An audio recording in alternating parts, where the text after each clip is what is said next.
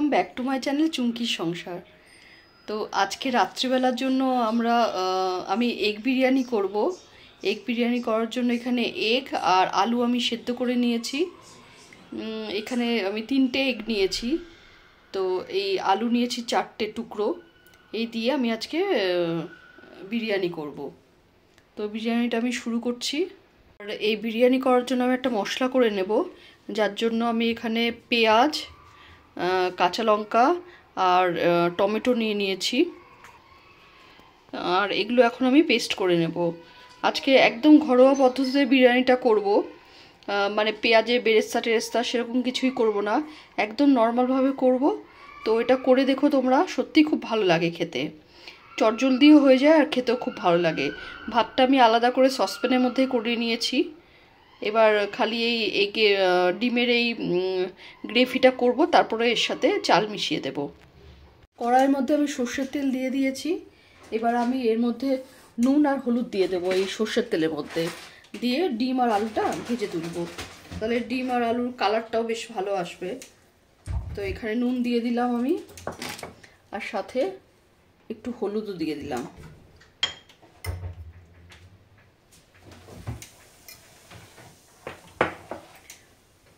আমি খুব বেশি কড়া করে এগুলো ভাজবো না, তাহলে খেতে ভালো লাগবে না। তো এগুলো আমি হালকা করে ভাজবো যাতে কালারটা আসে, ব্যাস তারপরে তুলে ফেলবো।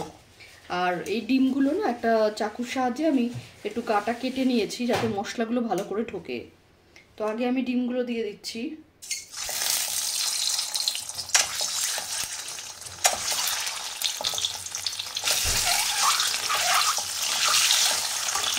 সুন্দর কালার হয়ে গেল ডিমগুলো, এর মধ্যে হলুদ দিয়েছিলাম বলে ডিমটা সুন্দর কালার হয়ে গেল।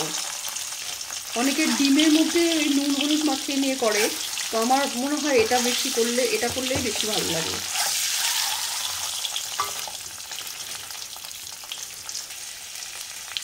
ডিমগুলো ভাজা হয়ে গেছে, এবার আলুগুলো দিয়ে দিলাম এর মধ্যে।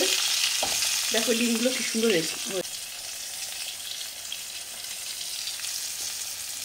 তো এবার আলুগুলো ভেজে তুলবো।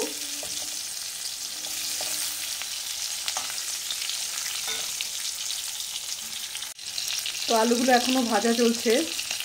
আজকে আমি অনেক দিন পর ভিডিও করছি, কারণ এই কদিন আমি খুব ব্যস্ত ছিলাম, সানিসানাদের পরীক্ষা চলছিল, তা ওই নিয়ে একটু ব্যস্তই ছিলাম। তো ভিডিও সেরকম দেওয়াই হয়নি আমার, বলতে গেলে মানে শর্ট বলো এমনি বড় ভিডিও বলো, কোনো ভিডিওই দেওয়া হয়নি। তা অনেক দিন পর এলাম, আর আজকে ওদের একদম পরীক্ষা শেষ, ফাইনাল পরীক্ষা শেষ।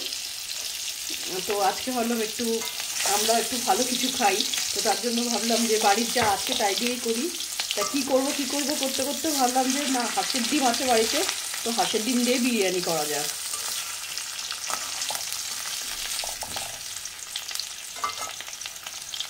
আমার আলু ভাজা হয়ে গেছে, আমি তুলে নিয়েছি। এবার কড়াইতে একটু তেল আছে, তো আরেকটু আমি তেল দিয়ে দেব এর মধ্যে। এই তেল দিয়ে দিলাম, আর দেব না, এই তেলেই আমার হয়ে যাবে আজকে রান্না। আর এবার আমি তেলটা একটু গরম হয়ে যাক, এর মধ্যে এবার গোটা গরম মশলা ফোড়ন দেব। একটা শুকনো লঙ্কা দেব,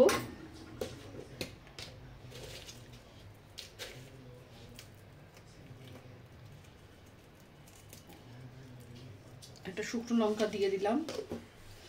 আর গোটা গরম মশলার মধ্যে বাড়িতে যা ছিল, যেমন বাড়িতে ছিল আমার দারচিনি, তারপরে গোলমরিচ আর এলাচ, তো সেটাই আমি দিয়ে দিচ্ছি।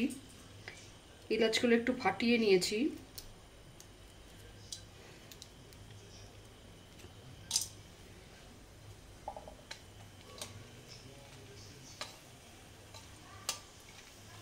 এবার পেস্ট করে রাখা যে মশলাটা মিক্সিতে আছে সেটা আমি এখানে ঢেলে দেব। এবার আমি এর মধ্যে দিয়ে দিচ্ছি মশলাটা। এর মধ্যে পেঁয়াজ, রসুন, টমেটো, তারপরে আদা সব কিছু একসাথে করা আছে, লঙ্কা সবগুলো একসাথে করা আছে। এবার দিয়ে দেবো তেলের মধ্যে এটা।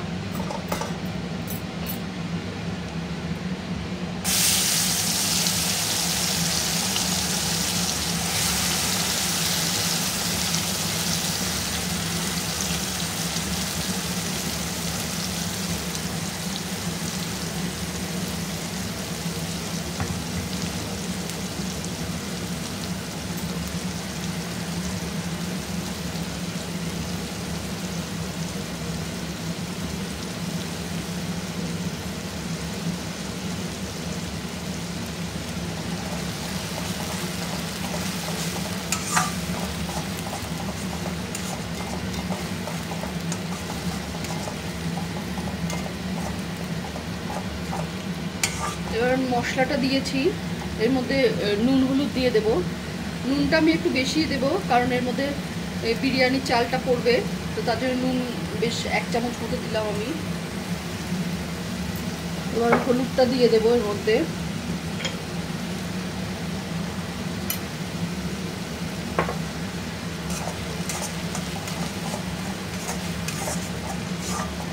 মশলাটা সামান্য একটু কষানো মতো হলে এর মধ্যে আমি একটু টক দইও দিয়ে দেব। এর মধ্যে এমনি সবই দেওয়া আছে, আদা রসুন পেঁয়াজ সমস্ত কিছু দেওয়া আছে, তো আলাদা করে কিছু দেব না আমি এখন আর এতে। এবার এর মধ্যে আমি দই দিয়ে দেব, একটু লঙ্কার গুঁড়ো দেবো যাতে কালারটা আসে, এটা তাহলে কালারটাও বেশ আসবে, দেখতেও ভালো লাগবে। দই দিয়ে দিয়েছি।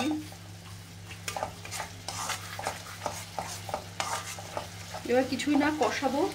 আর আলুগুলো যেহেতু সেদ্ধ করে রাখা ছিল আমার, সেদ্ধ করে রাখা আলুগুলোই আমি ভেজে দিয়েছিলাম এর মধ্যে, তো আলুটা আমি এখন দেবো না, কিছুটা মশলাটা কষিয়ে নেওয়ার পরে আমি আলুগুলো দেব, নাহলে আলুগুলো ভেঙে যাওয়ার চান্স আছে।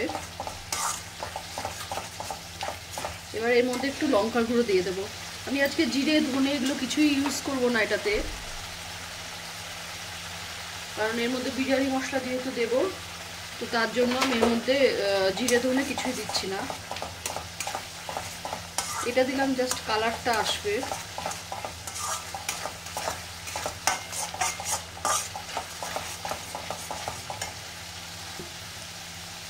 এই বিরিয়ানি মশলাটা আমি দিয়ে দিলাম।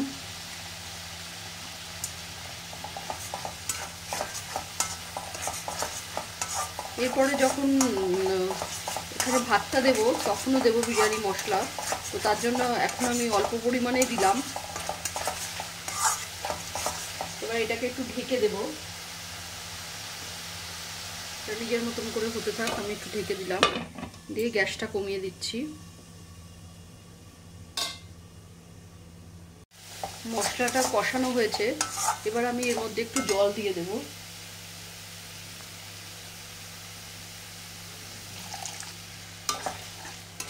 দিয়ে আবার কিছুক্ষণ ধরে কষাবো এটা। এখনো আমি আলুগুলো দিইনি, আর একটু পরে আমি আলুগুলো দিয়ে দেবো এর মধ্যে। গ্যাসটা একদম কমিয়ে রেখেছি যাতে পুড়ে না যায়, লেগে না যায়। একটু জল দিয়ে দেবো।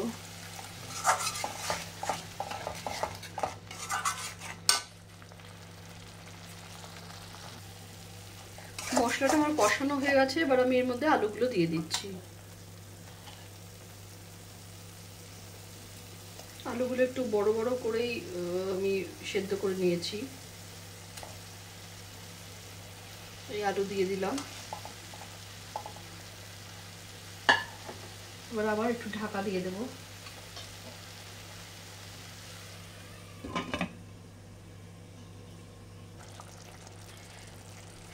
এবার আমি এর মধ্যে জল দিয়ে দিয়েছি, মোটামুটি এক গ্রেভি যেটা হবে সেটার মতো দিয়ে দিয়েছি।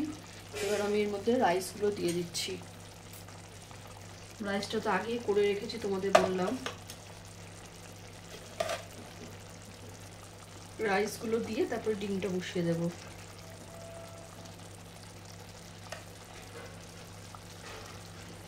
খুব সিম্পলভাবে করলাম, হঠাৎ করে খেতে ইচ্ছে হলো, বাড়িতে যা ছিল তাই দিয়েই আমি করলাম।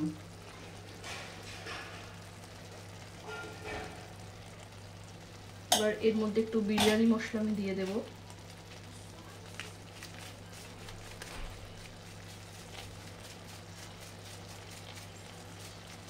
একটু নুনও দিয়ে দেব, কারণ রাইস যা আছে তাতে মনে হচ্ছে আমার নুন লাগবে, না নুনটা একটু কম লাগবে।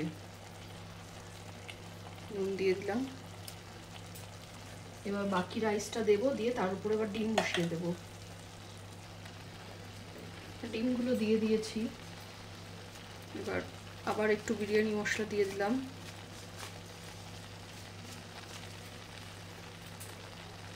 আবার এর মধ্যে রাইস দিয়ে দেব। এবার এর মধ্যে একটু আমি কেওড়া জল দিয়ে দিচ্ছি। আর একটু গোলাপ জলও দিয়ে দেব।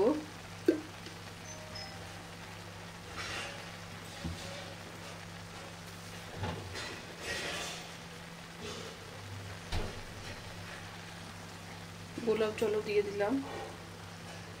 আর সবশেষে এটাকে বন্ধ করে, গ্যাসটাকে আমি বন্ধ করে দিলাম। সবশেষে একটু ঘি দিয়ে দেব। ঘিটা না দিলে কি বিরিয়ানিটা মনে হয় যেন টেস্ট লাগবে না, তো তার জন্য ঘিটা দিতেই হয়। এই ঘি বেশ হাফ চামচের মতো ঘি দিয়ে দিলাম। এবার প্রায় 10 মিনিটের মতো আমি এটাকে পুরোপুরি ঢেকে রেখে দেব।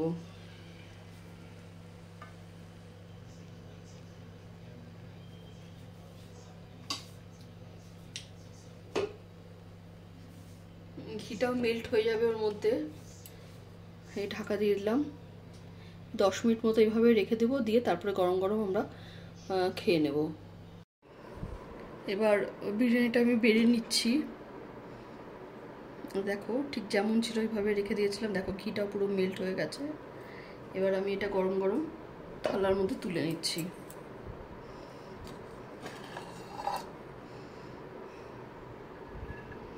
একদম ঝরঝরা মতো হয়েছে কিন্তু।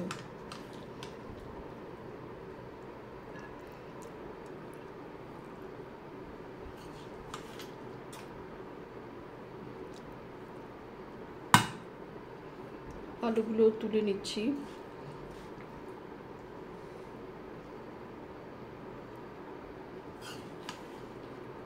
একদম এইভাবে করে দেখো, সত্যি খুব ভালো লাগে, খুব ইজি। দেখলে তো আমি বেশি কিছু মশলা আমি ইউজ করলাম না, ঘরে যা ছিল আমার আজকে সেই দিয়ে আমি করেছি।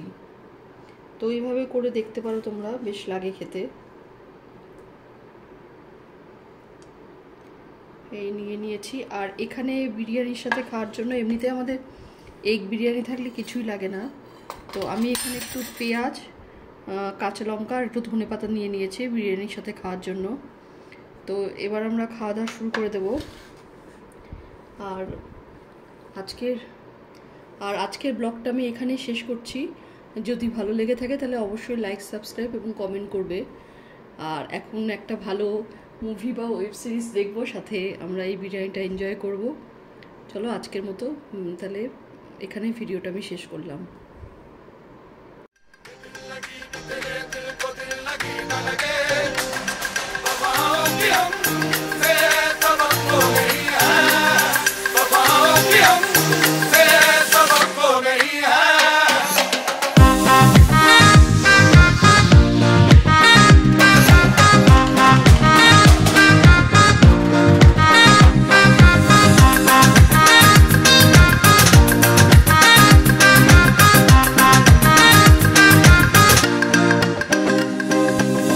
Zamane ko